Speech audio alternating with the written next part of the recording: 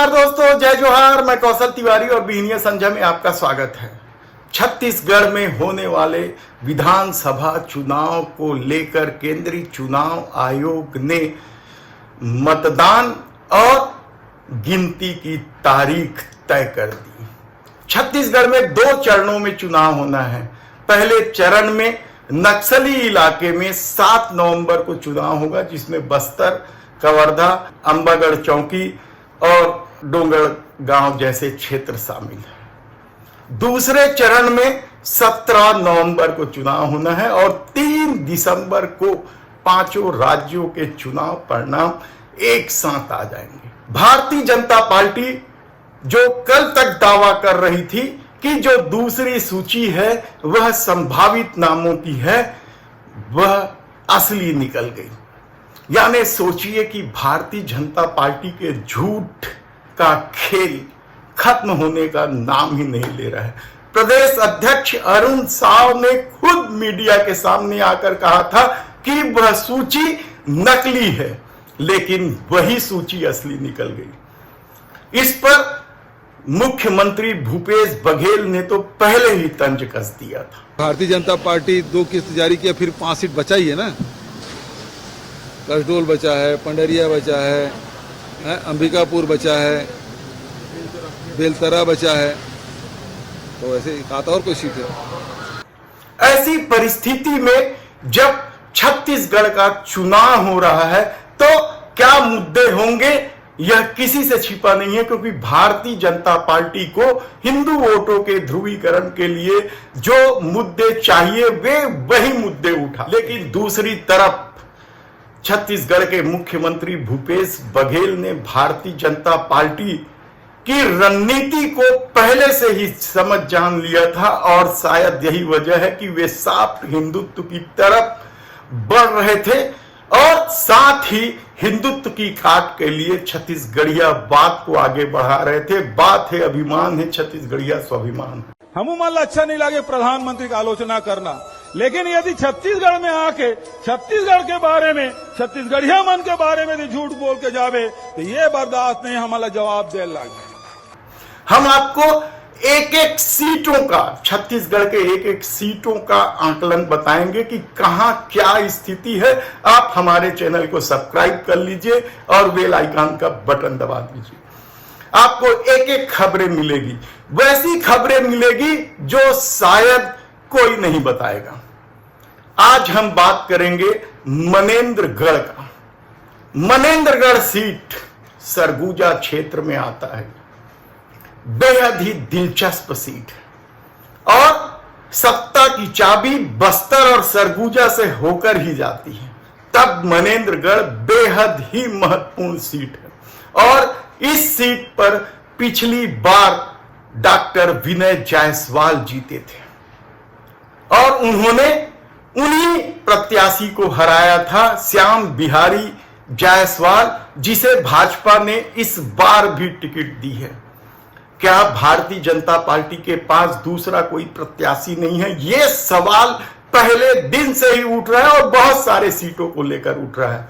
तब सवाल यह है कि क्या श्याम बिहारी जायसवाल इस बार जीत जाएंगे? वे पहले भी विधायक रहे हैं, लेकिन कहना कठिन इसलिए है क्योंकि कांग्रेस ने अभी तक लिस्ट जारी नहीं की है। यानी मनेन्द्रगढ़ में प्रत्याशी कौन होगा यह कांग्रेस तय ही नहीं कर पा रही है और इसकी सबसे बड़ी वजह है डॉक्टर विनय जायसवाल को लेकर जो आरोप लगे हैं या डॉक्टर विनय जायसवाल की जो कार्य प्रणाली रही है उसकी वजह से सर्वे में भी डॉक्टर विनय जायसवाल की स्थिति बेहद कमजोर है। तो क्या कांग्रेस यहां से प्रत्याशी बदल लेगी? हालत यह है कि विनय जायसवाल के खिलाफ भारतीय जनता पार्टी एकजुट है। वह तो कांग्रेस के किसी भी प्रत्याशी के खिलाफ हो सकती, लेकिन विनय जायसवाल के घपले घोटालों की भी फेहरिस्त जारी कर चुकी है।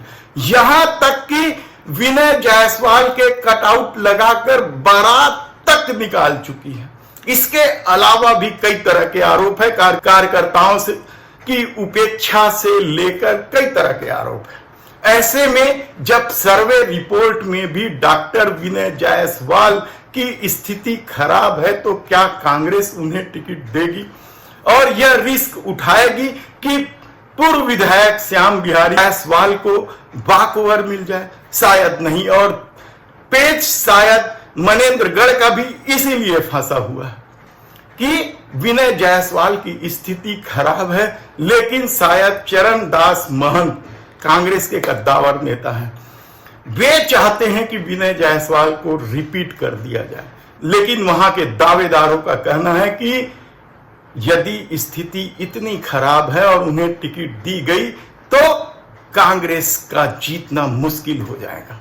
तब सवाल यह है कि टिकट किसे दिया जाए? क्या ओम प्रकाश गुप्ता को या नगर पालिका के जो अध्यक्ष हैं प्रभा पटेल को? सवाल कई सारे हैं। प्रभा पटेल को लेकर भी बहुत आक्रोश है। नगर पालिका में जो कामकाज हुए हैं उसे लेकर भी बेहद नाराजगी है और कहा जा रहा है कि शहरी क्षेत्र में प्रभा पटेल को दिक्कत हो सकती है और ग्रामीण क्षेत्र में तो दिक्कत है ही है।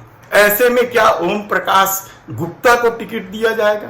ओम प्रकाश गुप्ता सक्रिय रहे हैं, काफी अरसे से सक्रिय रहे, वे सामाजिक कार्यक्रम करते हैं और अपने जो फेसबुक या जो सोशल साइट्स बनाए हैं उसमें तो उन्होंने सेवा ही प्रमुख धर्म इस तरह का नारा दिया हुआ है और काफी लोकप्रिय है। और कहा जाता है कि मनेंद्रगढ़ के जिस क्षेत्र के वे आते हैं वहां 60% आबादी उसी क्षेत्र की है और वहां उनका अच्छा खासा प्रभाव है।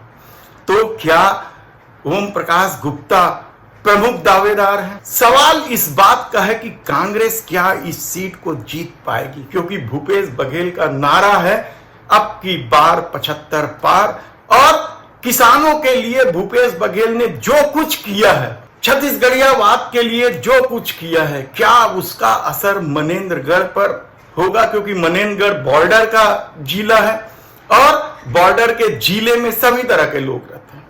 ऐसी परिस्थिति में विनय जायसवाल का रिपीट होना क्या कांग्रेस का अपने पैर में कुल्हाड़ी मारना साबित होगा? ऐसे कई सवाल हैं। देखना होगा कि आने वाले दिनों में क्या कुछ होगा। लेकिन एक चीज तो तय है कि भारतीय जनता पार्टी ने पूर्व विधायक को यहां से टिकट देकर कांग्रेस के सामने चुनौती तो खड़ी कर ही दी है। धन्यवाद।